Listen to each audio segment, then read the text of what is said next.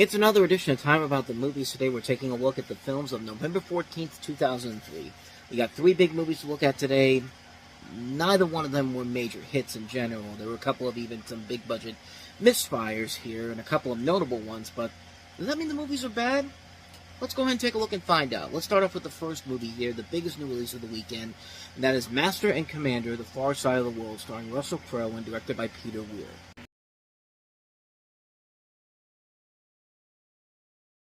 In April of 1805, during the Napoleonic Wars, HMS Surprise, a British frigate, is under the command of Captain Jack Aubrey, played by Russell Crowe. Aubrey and the Surprise's current orders are to track and capture or destroy a French privateer named Acheron. The Acheron is currently in the Atlantic off South America, heading towards the Pacific in order to extend Napoleon's reach of the waves. The task will be a difficult one, as Aubrey quickly learns in an initial battle with the Acheron that is a bigger, faster ship than the Surprise, which puts the Surprise at a disadvantage. Aubrey's single-mindedness in this seemingly impossible pursuit puts him at odds with the Surprise's doctor and naturalist, Stephen Maturin, who is also Aubrey's most trusted advisor on board and closest friend.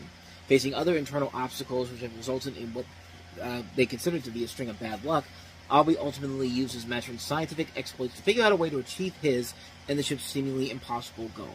And this was a highly ambitious film, based off the novels by Patrick O'Brien, and the head of Fox at the time, Tom Rothman, who now runs Sony, really was wanting this to be a personal passion project, and really went out to Peter Weir to direct it. And Peter Weir's a great director. He's made a lot of great movies, The Truman Show, Witness, Gallipoli, so it makes sense to bring him in there. Plus, these type of films were coming back into form, especially with Pirates of the Caribbean being as successful as they were. So there was a lot of high ambitions to this. A big budget went into this, and it didn't necessarily bomb, but it didn't really perform as well as I think they wanted it to. I mean, this was a film that I think a lot of people were expecting a lot more from in terms of, the financial success, but it only made $72 million more than what it cost to make. It cost like $150 million, only bought in like $212 million in the long run. But that doesn't mean the movie is bad. It's a very ambitious film, and it's epic and sweeping at times. It's a real damn good movie. It reminds me a lot of In the Heart of the Sea, which is another criminally underrated movie that's very much like this, which was directed by Ron Howard. It has Chris Hemsworth and a pre-Spider-Man Tom Holland among the cast in there. And you've got Paul Bettany in here, the Vision, pre-Vision, of course, and then Russell Crowe, who was also Superman's dad.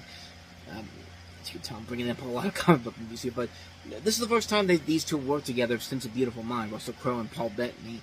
And in addition to them, you also have a cast that includes James Darcy, Richard McCabe, who else is in here? Billy Boyd. I think that's the only big names that they have in here, but there's a lot of great actors involved in here in general. John Cawley, one of the writers of Happy Feet, wrote this. I mean, everything is working towards the film's advantage, and the film itself is an impressively put together movie, from the visual aspects, from the technical aspects to the story aspects. It really does keep you invested all the way through.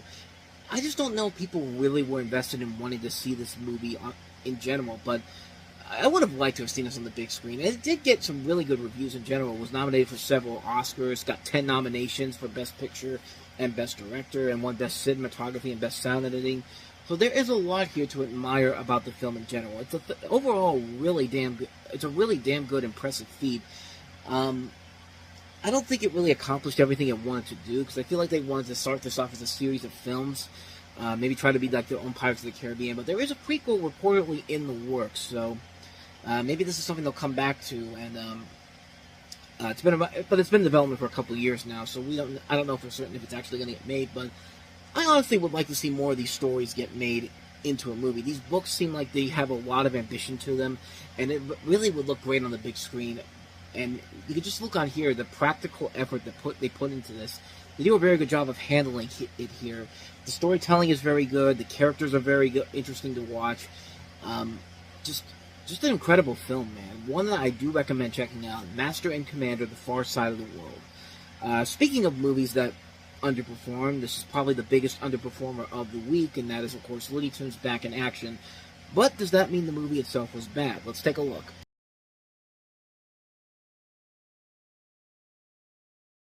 Short answer, no. Long answer, we'll talk about that. Let's talk about the plot, though. You have a a movie that parodies action and spy film conventions. There's a little bit of sci-fi in here, though, where you have Bugs Bunny and Daffy Duck, played by Joe Lasky, as they become intertwined with a plot by the Acme chairman, played by Steve Martin, to transform the world's population into subservient monkeys using the Blue Monkey Diamond. They accompany aspiring stuntman DJ Drake, played by Brendan Fraser, and Warner Brothers executive Kate Houghton, played by Jenna Elfman, on their journey to thwart the chairman's plan, which doubles as a mission to rescue the former's adopted father, Damian Drake, played by Timothy Dalton. This was a film that was the result of many attempts to try to develop a sequel to Space Jam. There was actually a direct sequel called Spy Jam, which was intended to star Jackie Chan in the leading role, but Joe Dante, out of a personal dislike of Space Jam, developed the project to more closely represent the personality of the Looney Tunes characters, with Eric Goldberg from Disney serving as the animation director. However, Dante reportedly had no creative control on the project, and the final film became different than what he intended it to be. And the film didn't do badly with critics in general. In fact, the film was well promoted, like Space Jam was. I mean, there was a lot of commercials on TV for it. Sprint had a big commercial with their mascot at the time. I mean, the film should have been a big hit, but unfortunately, it ended up being a massive bomb at the box office, grossing only $68 million over the $80 million budget it had, which is weird because not only did the movie get better reviews than Space Jam, but the movie is often seen as the better live-action animated Looney Tunes hybrid than Space Jam was. Even I would say, in terms of which movie I thought was better in general, that one was, I would say this one. But even though I still like Space Jam a lot, but, well, what happened? Like, why did the film not do so well? Well, let's look at the schedule that they had to work with here. You put it out in mid-November because Space Jam was a success in this period 7 years prior. But the big thing was that the film was literally sandwiched in between two bigger family films, two more highly anticipated family films, if you will, including the much bigger and more successful Elf by Warner Brothers, which actually was the #1 movie this weekend, and then the shitfest that was The Cat in the Hat. And this movie lost to The Cat in the Hat. We'll get to The Cat in the Hat next week, but I think you all know how bad that movie is. But not only that, Warner Brothers was trying to start a revitalized franchise of Looney Tunes media and products, starting with this. There was a lot of new shorts in the works, actually one that premiered in front of this when it came out, and it was also a Duck Dodgers TV series commissioned to tie in with the show, but the box office failure of the film pushed Warner Brothers to desperately attempt to rebrand the Looney Tunes, and we got the terrible series that was Lunatics Unleashed. And essentially Back in Action was the official final straw for Warner Brothers' animation department, which was shut down and then was rejuvenated a couple years later with the success of Happy Feet.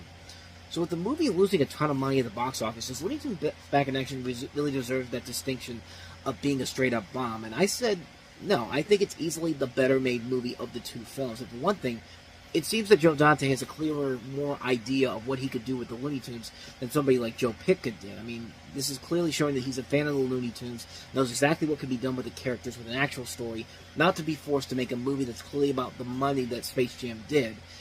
And the casting here just works better. You've got all these great voice actors in here, including specifically Joe Lasky, doing a fantastic job replacing the classic Looney Tunes characters, recreating them with this near pitch-perfect impression of Mel Blanc's characters, the voices that he brought into it. And Brendan Fraser, Jenna Elfman, they work together well on screens. I mean, it's probably the best adventure film Fraser had been attached himself to.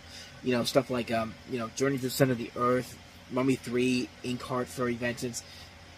When you think about it, this probably is the best adventure film he's been attached to.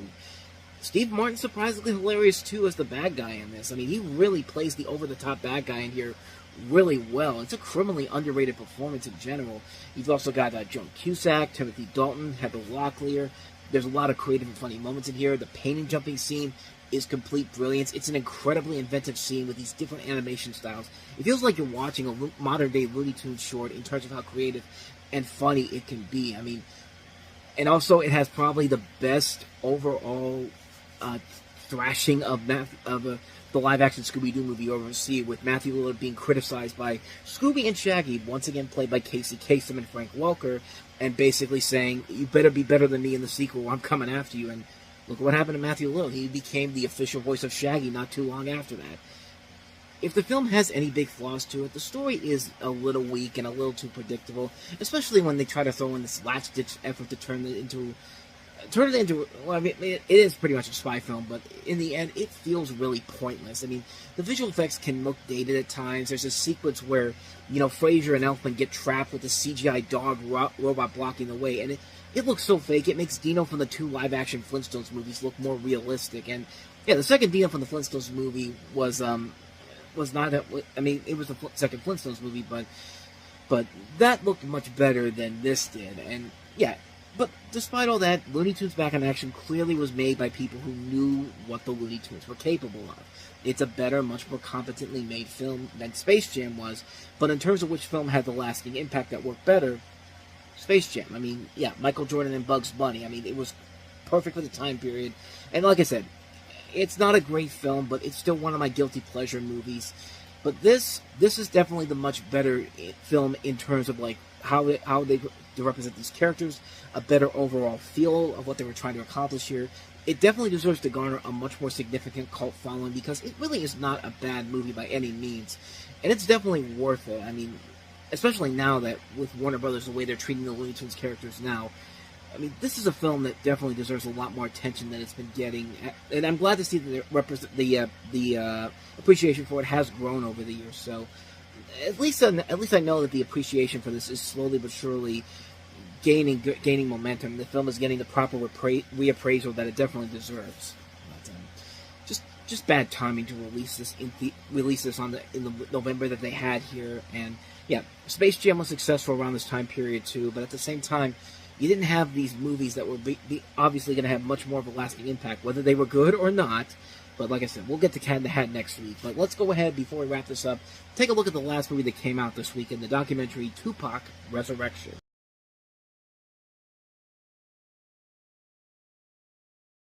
It's funny how the Notorious B.I.G. is on the soundtrack for this, even though this is pretty much a one-sided tribute to Tupac Shakur, who was, of course, murdered in 1996, so about 7 years after before this documentary came out.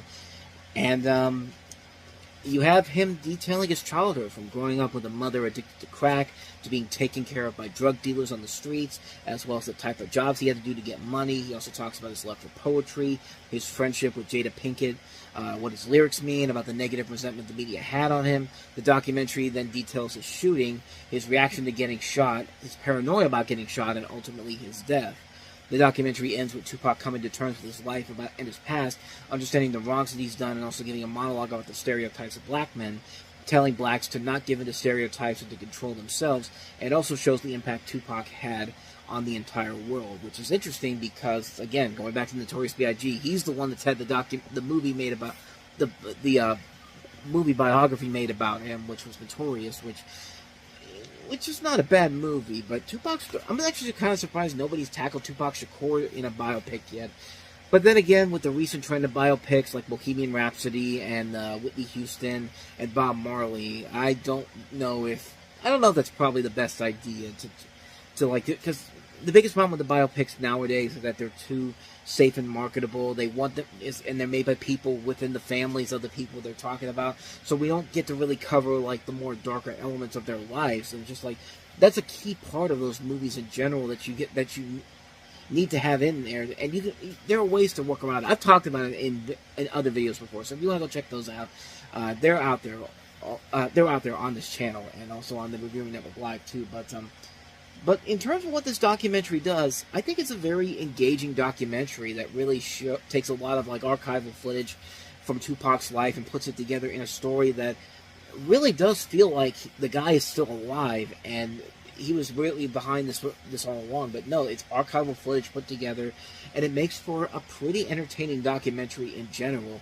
It actually got nominated for an Oscar about 2 years later at the Academy Awards for Best Documentary Feature.